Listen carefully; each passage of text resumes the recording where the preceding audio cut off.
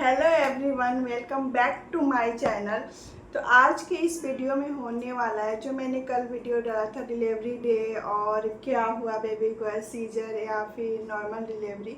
तो उस वाले वीडियो पे आप लोगों ने बहुत सारा प्यार दिया, उसमें मैंने बहुत ही इंपॉर्टेंट बात बताई है, तो आप लोग जाके देख सकते हैं। उसका भी लिंक दे दूँगी नीचे डिस्क्रिप्शन बॉक्स में। आज हम टॉपिक पे बात करने वाले हैं कि क्या सेकेंड सीजरियन डिलीवरी में ज़्यादा पेन होता है। एनेस्थीसिया का सुई इंजेक्शन जो लगता है तो क्या उसमें ज़्यादा पेन होता है कि नहीं होता है, और भी बहुत सारे टॉपिक है जो मैं आज आप लोगों के साथ शेयर करने वाली हूँ।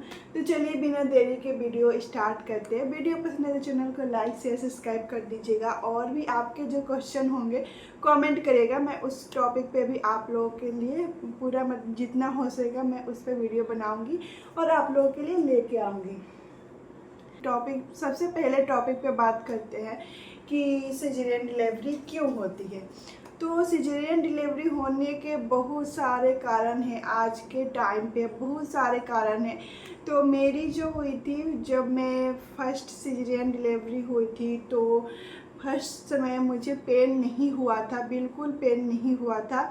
और मैंने 10 मंथ लग गए थे, उसमें 2 वीक चले गए थे। तो उस समय पे काफ़ी ज़्यादा रिस्क रहता है कि बेबी पेट के अंदर पोटी कर देगा, उसका गंदा पानी पेट उसके मुंह में चल जाएगा। बेबी के लिए काफ़ी ज़्यादा रिस्क हो जाता है, बेबी बड़ा हो जाता है और उनको जगह काफ़ी कम हो जाती है, पानी भी कम होने लगता है। तो उस समय आपको जल्दी से सीजरियन डिलीवरी करानी चाहिए। और मैंने इंतज़ार किया था, मैंने इंजेक्शन भी लगाए थे पेन के, लेकिन मुझे बिल्कुल पेन नहीं हुआ। तो डॉक्टर ने बोला कि आपका कोई ऑप्शन नहीं है, आपका सीजरियन डिलीवरी करना ही पड़ेगा। तो फिर मैंने जल्दी से सीजरियन डिलीवरी करा लिया था। सेकेंड, जब मैं यहाँ पे आई, बोला जाता है क्या, हाँ ये वाली टॉपिक की, सिजेरियन डिलीवरी के बाद नॉर्मल डिलीवरी होता है क्या, नॉर्मल डिलीवरी के बाद सिजेरियन डिलीवरी होता है क्या, ये दोनों टॉपिक है। तो सिजेरियन डिलीवरी के बाद नॉर्मल डिलीवरी होती है। बहुत लोगों ने बोला है कि मेरा हुआ है, मेरा हुआ है। हो सकता है उनके फर्स्ट टाइम पे उनका सिजेरियन करने का कोई और रीज़न हो, जैसे बेबी उल्टा हो, पानी कम हो, उनको पेन आ रही है लेकिन पानी कम हो गया है, या फिर बेबी उल्टा है नहीं निकल पा, उसमें उनकी सिजेरियन डिलीवरी होती है। तो सेकंड टाइम अगर उनकी 3 या 4 साल का डिफरेंस हो जाता है और बेबी सीधा है, उनको पेन आ रही है, तो डॉक्टर लोग करा भी देती हैं। लेकिन मेरे केस में ऐसा नहीं था। तो सेकंड टाइम ने डॉक्टर ने कुछ रिस्क नहीं लिया। मेरा 7 साल का गैप था। डॉक्टर ने बोला कि कोई रिस्क नहीं लेंगे, मैं रिस्क नहीं लूँगी, मैं सिजेरियन डिलीवरी ही करूँगी। डॉक्टर ने पहले ही बोल के रखा था मुझे। हो सकता है किसी किसी के डॉक्टर बाद में लास्ट टाइम पे कराते हैं, लेकिन मेरे डॉक्टर ने पहले ही बोल के रखा था कि सिजेरियन डिलीवरी ही करना है। तो मेरा माइंड प्रिपेयर था कि चलो सिजेरियन डिलीवरी ही करानी है। तो मुझे वो चीज़ फिर से याद आ रही थी कि क्या क्या, तो मैंने सब चीज़ प्रिपेयर होके गई थी। मुझे सब चीज़ पता था कैसे क्या होने वाला है, तो वो चीज़ मैंने पूरा अपने माइंड में सेट कर लिया था। तो जब हम ओटी में जाते हैं उसके पहले हमारी बहुत सारी टेस्ट होती है, 5 से 6 इंजेक्शन लगते हैं, मतलब बहुत सारे टेस्ट होते हैं, मुझे अभी नाम भी नहीं याद आ रहे हैं। और 5 से 6 इंजेक्शन लगे थे, बोतल लगे थे, मतलब बहुत चीज़ें होती है। 1 घंटा का तो आपका लगता ही है प्रॉपर, मेरी लगी थी। तो बहुत सारी चीज़ें होती है ओटी में जाने से पहले आपको रेडी करने के टाइम पे। वो चीज़ हो गया। जब हम ओटी में जाते हैं, टॉपिक छूट रही है कि नॉर्मल डिलीवरी के बाद सीजरियन डिलीवरी, जी हाँ होती है। नॉर्मल डिलीवरी के बाद सीजरियन डिलीवरी तो होती है, मैंने बहुतों को अपने सामने होते हुए देखा है। तो उसमें वही केस आ जाती है कि बेबी उल्टा है, पानी कम है, बेबी के गर्दन में नाल फंसी हुई है, बहुत सारे रीजन होते हैं। तो डॉक्टर कर देते हैं और हम लोग भी रिस्क नहीं लेते हैं, हम लोग भी डॉक्टर की बातों पर भरोसा करते हैं और हम लोग सिजेरियन डिलीवरी करा लेते हैं। तो आप बहुत ज़्यादा लोग पैनिक हो जाते हैं सिजेरियन डिलीवरी के नाम पे। देखिए नॉर्मल डिलीवरी में भी पेन होता है और सिजेरियन डिलीवरी में भी पेन होता है। तो आपको सिजेरियन डिलीवरी के लिए पैनिक नहीं होना है, बहुत ज़्यादा सोचना नहीं है। उस डिलीवरी के समय आपको कुछ नहीं पता चलता है। सिजेरियन डिलीवरी में आप नॉर्मल नहीं बोल सकते। जैसे आपको एनेस्थीसिया की इंजेक्शन लगती है, आपके पैर पूरे सून पड़ जाते हैं, तो आपको लगती है ना कि आपके पैर ना कपकपा रहे हैं, कोई पकड़े अच्छे से, उस टाइप का आपको पैरों में फीलिंग आती है और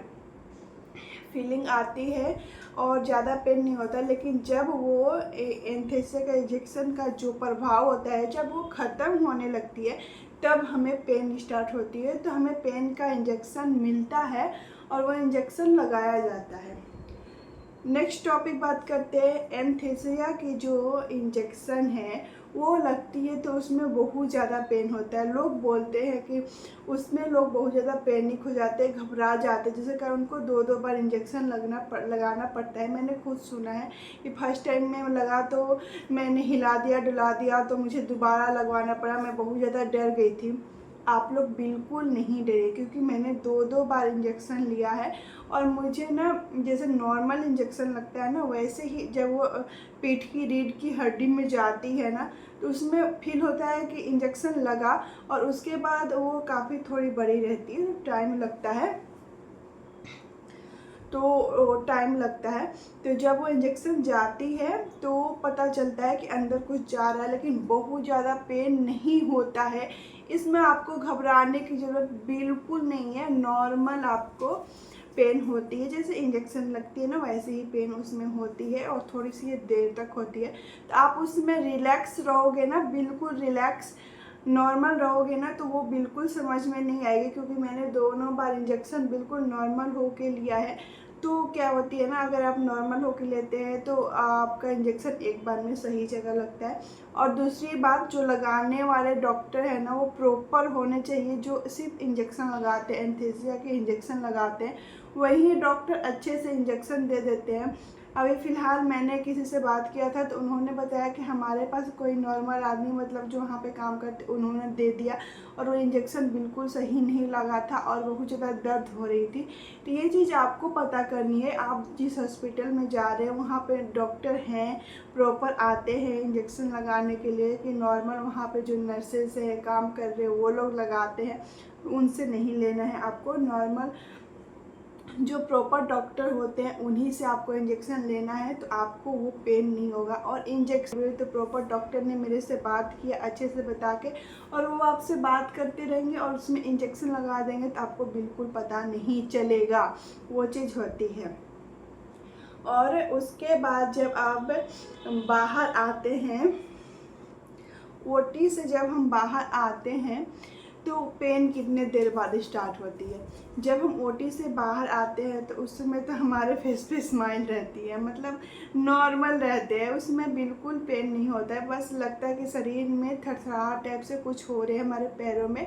उसके आधे घंटे या 15-20 मिनट जो बोल दे, उसके बाद पेन होना स्टार्ट हो जाता है। पेन होता है, बहुत पेन होती है और बहुत ज़्यादा पेन होती है। लेकिन जब इंजेक्शन लगता है तो पेन में रिलैक्स मिलती है। तो आपको पैनिक नहीं होना है कि बहुत पेन हो रही है, बहुत पेन हो रही है। नॉर्मल डिलीवरी में भी पेन होती है, जब बच्चे होते हैं तब पेन होती है, तो इसमें भी वो वाली पेन होती है, बहुत ज़्यादा पेन होती है टाँके में।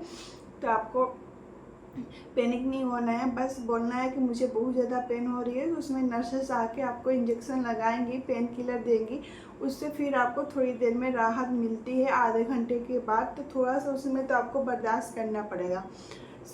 नेक्स्ट टॉपिक की बात करते हैं। नेक्स्ट टॉपिक क्या, फर्स्ट सिजेरियन डिलीवरी से सेकेंड डिलीवरी में ज़्यादा दर्द होता है क्या।